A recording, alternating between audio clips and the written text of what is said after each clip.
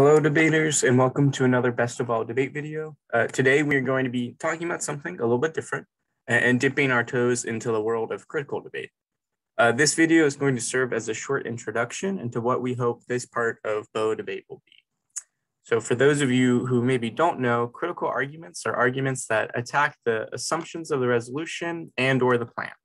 Critical arguments often attack the ideas, concepts, and so-called desirable outcomes that undergird our society. Things like racism, capitalism, misogyny, imperialism, colonialism, etc. It is the opinion of us at Best of All Debate that critical arguments perform a very vital role in the debate ecosystem. Debate in general is a very unique educational activity. There are few activities offered at the high school and college level where you can immerse yourself in the kinds of things that you regularly engage with in debate and contest your mettle against other people learning the same things as you. I feel, and I'm sure many of you feel the same way, that debate has broadened your horizons and deepened your understanding of the world more than you ever thought possible. I would not trade the education and experiences debate has given me for the world. And yet, that understanding of the world can carry some negative consequences as well.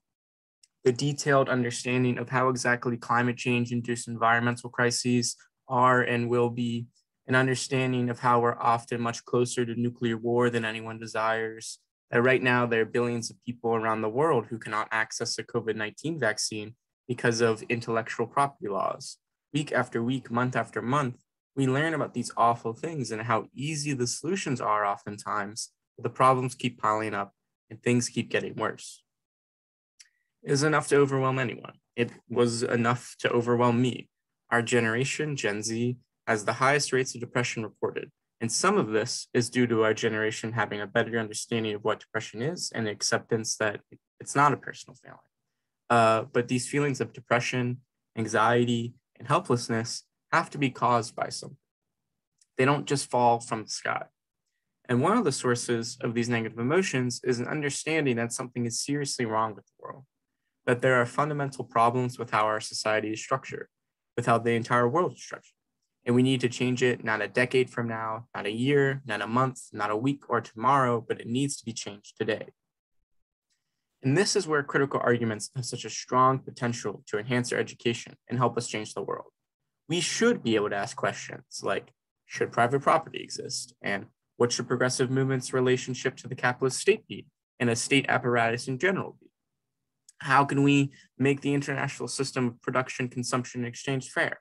These are all valuable questions, and debate without critical arguments would be immeasurably lessened. And yet, I think we can all agree that that there are often problems with how critiques are run. Debaters are relying upon extremely academic arguments that no one can respond to because nobody understands them. Debaters talking past each other and refusing to listen. Debaters making arguments not because they're true, but because they help them win rounds, even if those arguments are actively harmful. A lot of these problems can be traced to the competitive aspect of debate, where if we are not careful, we can view our fellow debaters antagonistically. It is true that only one side can ever win a round and only one entry can ever win a tournament, but that does not mean your fellow debater is your enemy. I think that if debate does anything, it inflames our desire to change the world. It inflames our knowledge that there are problems that need to be fixed and we can and should fix them. And I'll tell you one truth. Nobody has ever been able to change the world alone. It doesn't matter if you're a diehard neoliberal or a communist or a revolutionary decolonialist or whatever. You will need to work together with other people. You will need to listen to their ideas and uplift the positive aspects and combat the negative ones. You need to be able to listen to their criticisms and take it to heart. To convince people who don't agree with you today, but tomorrow could be fighting alongside you.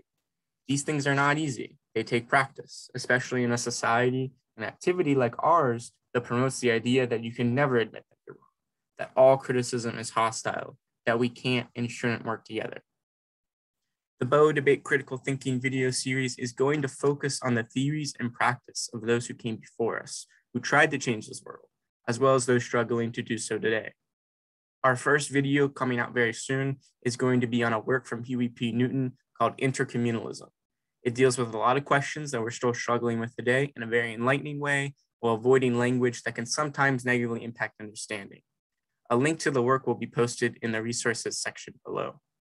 If you have any suggestions to who we should tackle or what works we should focus on next, please email us at boadebate@gmail.com. That's boadebate@gmail.com. Thank you and have a very nice day.